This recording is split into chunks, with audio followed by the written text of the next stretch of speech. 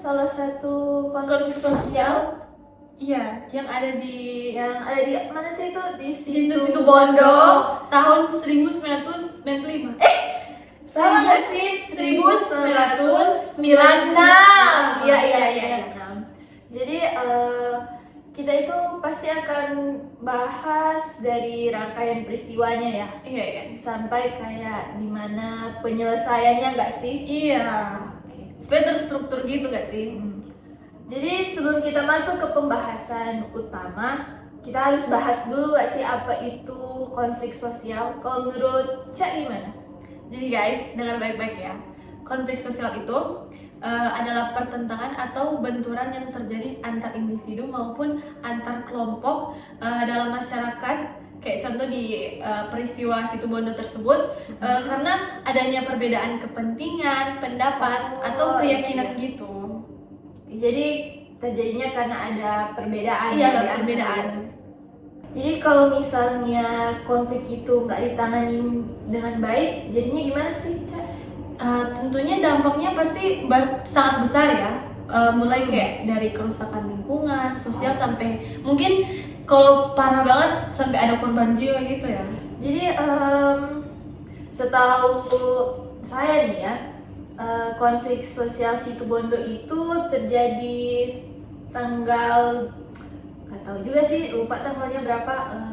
10 Oktober nggak sih? Iya. Pokoknya di sekitaran bulan itu ya. Iya. Aku sempat baca soalnya di tanggal website. berapa? 10 Oktober 1996 ya. Jadi peristiwa itu nih, peristiwa itu terjadi di Kabupaten Situ Bondo di Jawa Timur, di Jatim ya. Jatim.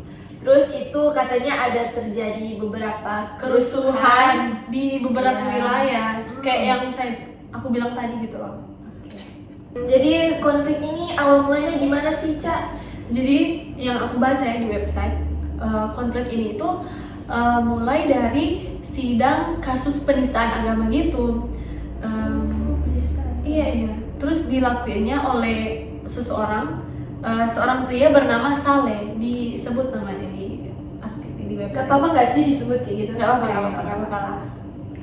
Terus saat sidang berlanjut itu gimana keadaannya, kondisi di saat itu? Jadi saat sidang sedang berlangsung di Pengadilan Negeri Situ Bondo, banyak masyarakat datang untuk mengikuti jalannya persidangan. Mereka penasaran gitu kan masalahnya gede, kayak sampai banyak massa yang tahu kan. Terus setelah selesai nih sidangnya, kayak telah diambil keputusan gitu di pengadilan, itu respon masyarakat gimana sih? Nah, ini nih yang bikin beritanya kayak viral banget gitu. Jadi sebagian massa merasa tidak puas terhadap hukuman yang diberikan. Menurut mereka kayak nggak sepadan nih, padahal yang Saleh lakukan itu kayak udah parah banget menurut mereka. Jadi masyarakat ini nih nggak terima. Oh, iya. Terus bisa sampai merasa kecewa banget gitu ya? Iya, sampai malah tadi ada beberapa kerusakan kan di beberapa wilayah. Iya. Terus aku sempat baca itu kalau ada beberapa gereja yang dirusak gitu. Iya. Jadi ada beberapa gereja yang dibakar, kemudian sekolah pun yang dibangun oleh pemerintah kan dirusakin kan, banyak bangunan rusak. Terus toko milik warga yang minoritas itu dijadikan sasaran untuk kerusuhan gitu. Waduh, parah juga ya. Banget. Terus akibat dari kerusuhan ini mungkin ya banyak masyarakat pasti merasa takut gitu. Iya. Dan situasi mungkin saat itu kayak nggak memungkinkan. Iya, kayak mencekam banget. Terus kalau misalnya faktor yang menyebabkan nih konflik dari Situ Bondo ini, faktornya itu tentu agama sih, keagamaan. Karena kan ini kasus penistaan kan. Terus ya wajar dong, kan Indonesia negara yang beragama gitu kan. Jadi membuat emosi masyarakat itu semakin meningkat. Apalagi kan yang mengalami penistaan ini Hmm? agama Islam gitu kan mayoritas gitu. Iya ya, mayoritasnya ya. Mm-mm. Terus kalau misalnya pasti ada nggak sih yang faktor-faktor provokasi itu? Iya. Provokasi. Karena nggak mungkin kan masyarakat bakal panas gitu kalau nggak ada yang provoke gitu. Yang Informasi bahkan dah. iya informasi mungkin yang valid tidak valid pasti mereka ada juga yang ke bawah gitu kan. Kayak emosional gitu jatuhnya ya. Terus aku rasa sih dari apa ya, dari konflik ini kita bisa lihat kalau adanya apa ya, kekurangan Toleransi. toleransi. Terus ada kayak semacam apa ya, kayak pengendalian masanya juga Yang kurang kurang, sehingga kayak konflik ini cepat meluas gitu. Padahal kan dulu kejadiannya kan 1996. Harusnya nggak banyak media nggak sih, kayak belum ada gadget secanggih Nah, sekarang. mungkin itu faktor provokasinya. Jadi Dari dari mulut orang ke dari mulut, iya, ataupun dari mulut. berita TV nggak sih? Hmm. Atau mungkin radio, BBM. Radio. Kayaknya yang di pikiran aku sekarang ya itu kayak dari mulut ke mulut aja. Terus Soalnya tau kan nggak? itu dari masyarakat yang hadir di apa ya? Apa tadi, pengadilan tadi? Iya. Terus tau nggak? Jadi pas masa itu kondisi sosial sama politik itu di Indonesia lagi kurang stabil. Terus sehingga konflik itu kayak Pantesan jadi ya, mudah lagi terjadi kurang gitu loh. stabil. Iya. Cukup ini ya, kayak besar gitu konfliknya. Makanya sampai dibahas beberapa kali juga sekarang. Jadi dari konflik Situbondo ini mereka kayak membawa dampak yang cukup besar ya bagi masyarakat. Seperti yang udah kamu bilang tadi sih. Kayak ada kan tadi contoh beberapa kayak adanya kerusakan fisik, kayak banyak bangunan itu dirusak, dibakar, sampai akibatnya ada kerusuhan tuh di mana-mana. Di beberapa Oh, di wilayah. beberapa ya, di beberapa ya. Lalu pastinya tadi kamu bilang adanya korban jiwa juga. Banyak banget. Korban Iya. jiwa yang luka-luka dari peristiwa itu. Baru kayaknya selain dari Dampak fisik pasti Ah, ada dampak juga dampak mental. Betul juga sih, kayak pasti masyarakat itu merasa kayak Trauma. trauma dengan keadaan Apalagi itu. yang minoritas kan yang aku bilang tadi. Lalu kalau misalnya tentang relasi nih, kalau kayak hubungan itu pasti akan memburuk juga ya, karena pasti ada yang banyak salah paham gitu. Pasti kan ada juga kan pasti yang berteman karena walaupun berbeda agama. Terus gimana tanggapan mereka gitu kan dari peristiwa kayak ini? selalu gimana ya, bisa muncul ketegangan sosial gitu loh antara mereka. Dan kalau misalnya secara ekonomi nih, itu pasti yang toko-tokonya tuh dibakar tuh paling kan mengalami kerugian yang besar tuh. Kan tempat usahanya juga kasihan ya.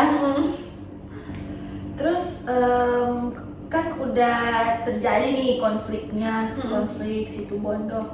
Terus ada nggak sih kayak pergerakan dari pemerintah? Ada. Inisiatif. Jadi setelah konflik tersebut udah parah banget, udah terjadi gitu ya, sampai banyak massa yang tahu, banyak publik yang tahu, pemerintah itu mulai mengambil langkah untuk mengendalikan keadaan. Oh, jadi mereka ambil alih gitu. Iya, ambil tindakan Iya, gitu, iya. ambil aksi. Terus Karena kan nggak mungkin didiamin. iya sih. Kalau misalnya pemerintah juga nggak turun tangan, kayak nggak bakal selesai nggak sih nih Iya. konfliknya.